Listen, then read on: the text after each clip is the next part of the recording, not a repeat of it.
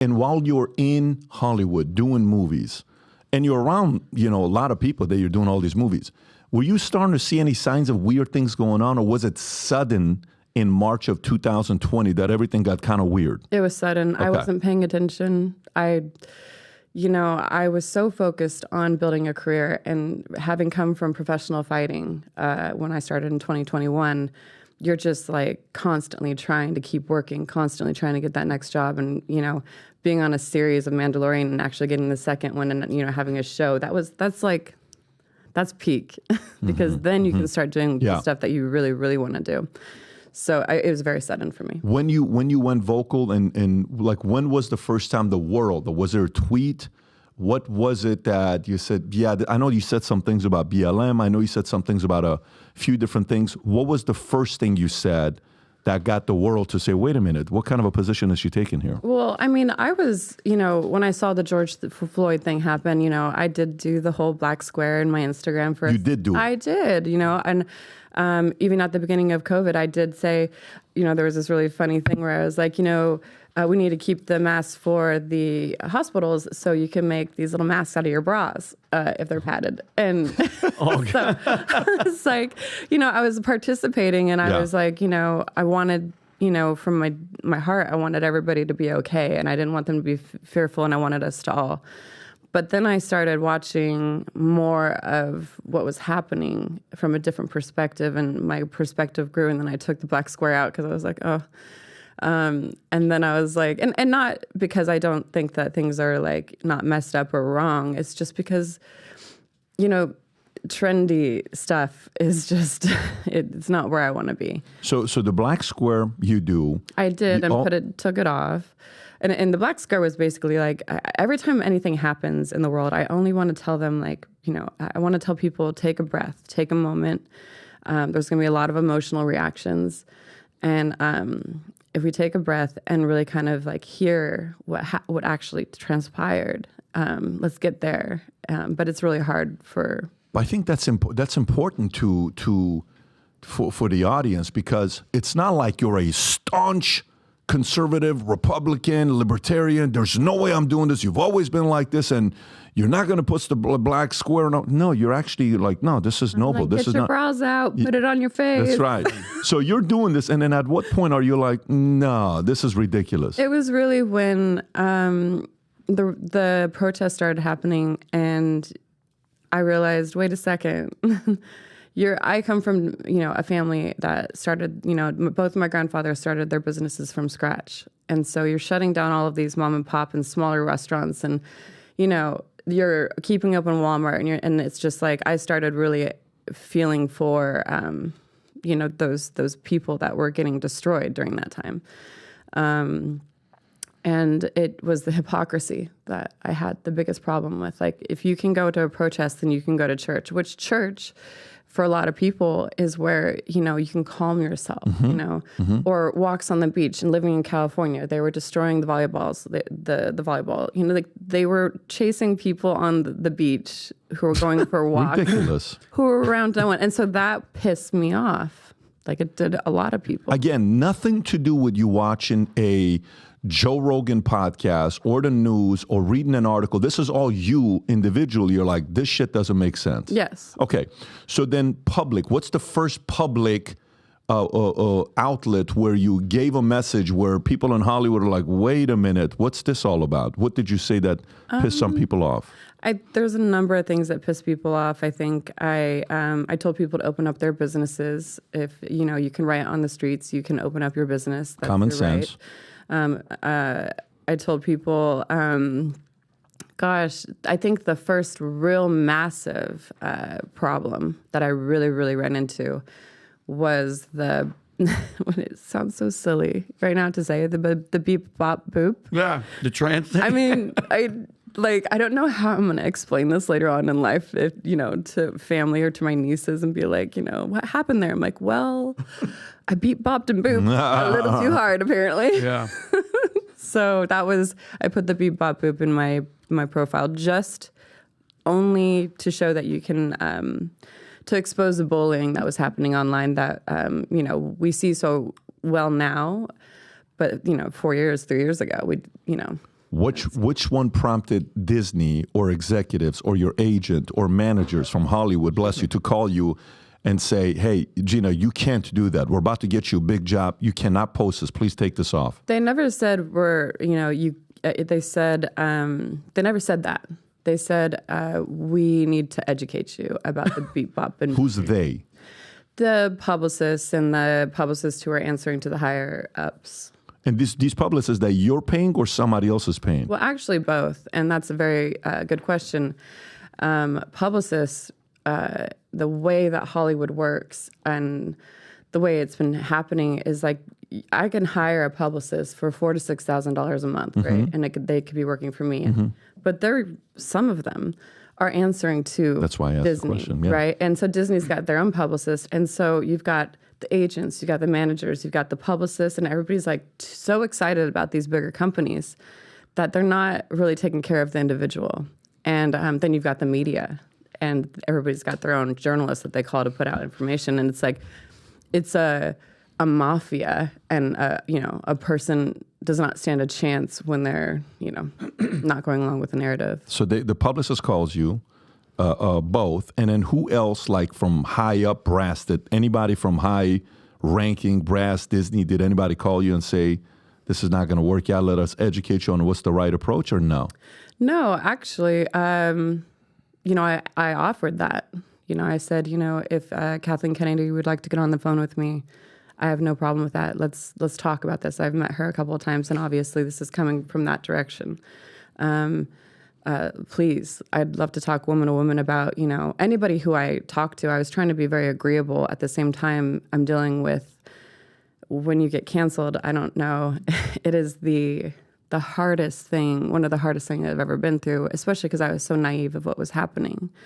Now it's a lot different. Now I would have handled it differently, and I would have been a lot calmer. But I got so stressed to the point of my skin hurting. And I was just like, you don't want to be disappointing people. You don't want to be disappointing the best job you've ever had. But at the same time, when you feel like your line is here and people are intruding over into your, this protective space that would make it feel like you were betraying yourself, then, you just got to hold that line. So, is it true that Kathleen Kennedy is the reputation I hear about her, super sweet, very reasonable, understanding, fun to be around?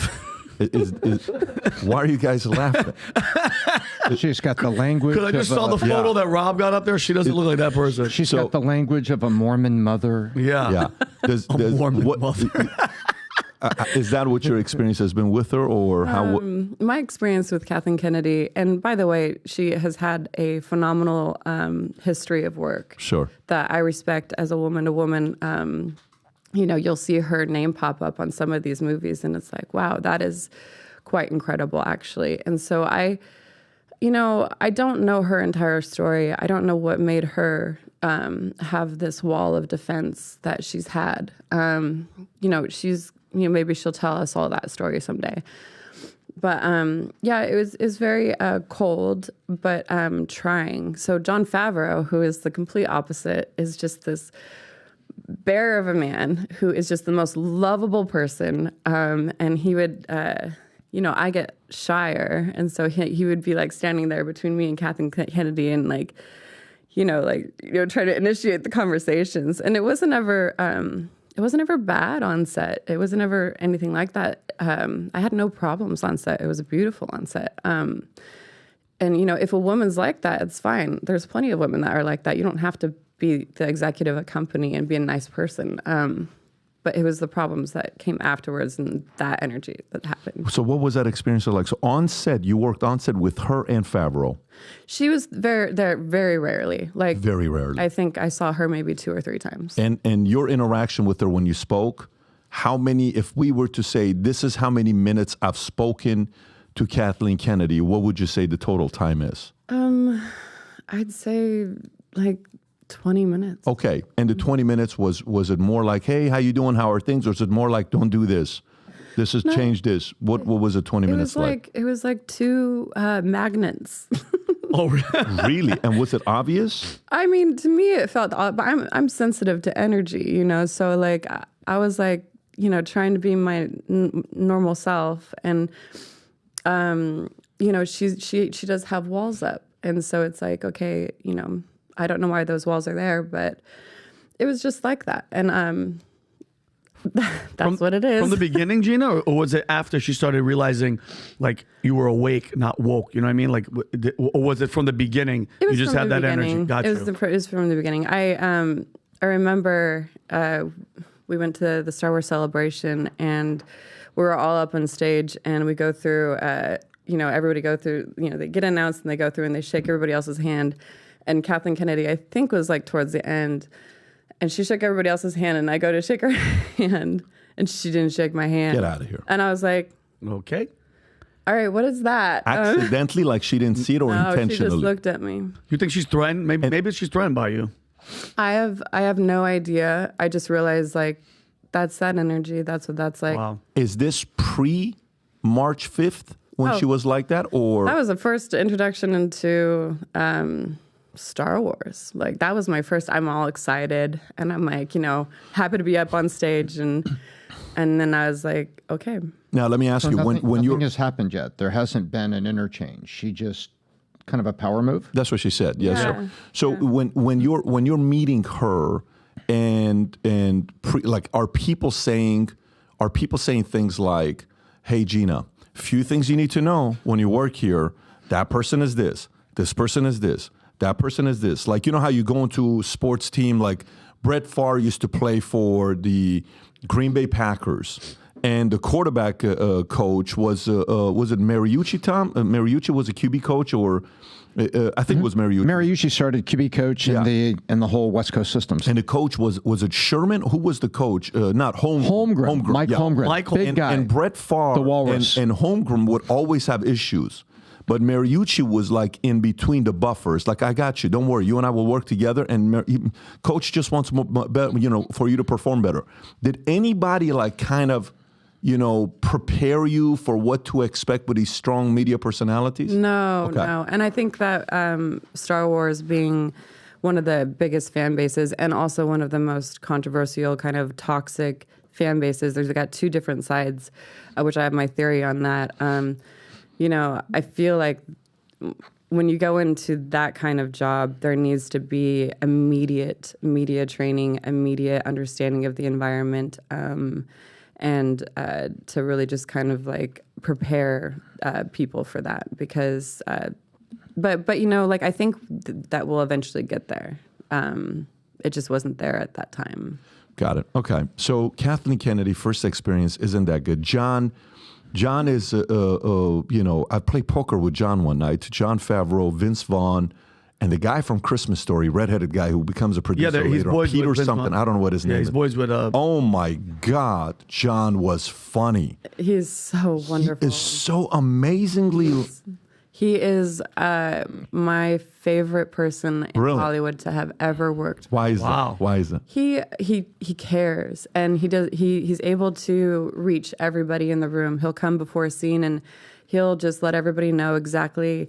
He'll somehow make everybody in that room feel like they have a diamond that they're holding. Good for him. And he is just this beautiful, big-hearted man who it has broken my heart to have had gone through this, and know that has probably negatively affected him, because he is just my favorite. Like, he knew how to get into my mind. He knew how to direct me. He knew. Sick. Yeah. And by the way, his birthday is October 19th. I'm October 18th. I remember there was one hand where Vince goes all in. Okay, and it's like $2,500. Oh wow! And at this point, we've been playing for 5 hours. This is when Vince was doing the movie with Jennifer Aniston. Was it Breakup? Yeah. Oh, I love that. And so he's there with flip flops. I mean, they're just like regular 3 o'clock in the morning, and he goes all in. Next is John. And John's like, "Look, guys, I'm not in this. I'm going to let you two Middle Easterns go at it." I'm like, "Middle Easterns? I didn't even know Vince Vaughn was Middle Eastern. Apparently he's Lebanese or something." Are you serious? Didn't he go to Vince Vaughn? Is he Lebanese? Yeah, his background. He's from Chicago, right? Well, he's from Chicago, I mean, but there's a lot of Lebanese. I'm like, what Lebanese? I had to actually look in. Can you see if his background is like Lebanese? Does it? Is Italian? Lebanese. There you go. Wow, what a mix. So he says, yeah, he's Lebanese. I said, I'm going to let the Middle Easterns, you and Iran and Lebanese go at it. Anyways, Wait, are you guys going off of Wikipedia here? Yeah. Oh, dangerous. Dangerous. Yeah. Don't look up mine. I don't want to know. Okay. Well, You're Lebanese too, but just letting you know. You're just Lebanese today.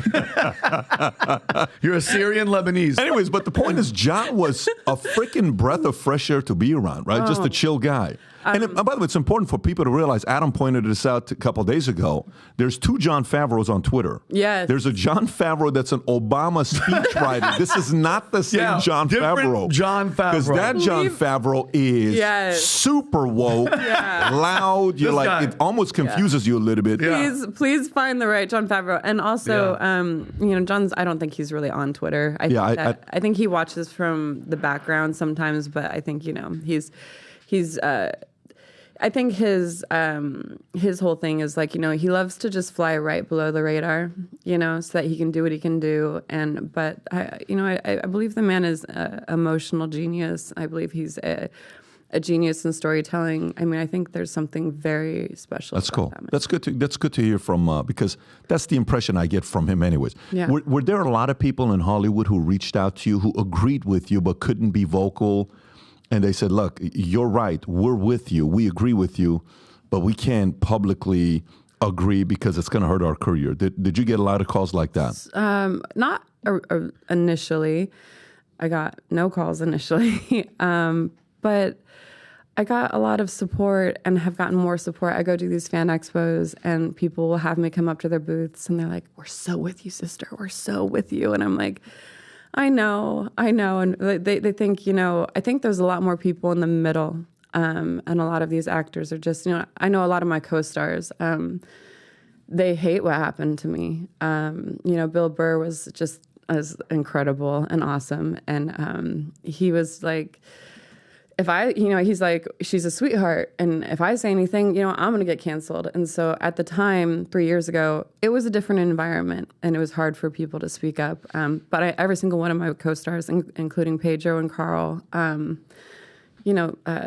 did not believe what happened to me was correct. So if you like this clip and you want to watch another one, click right here. And if you want to watch the entire podcast, click right here.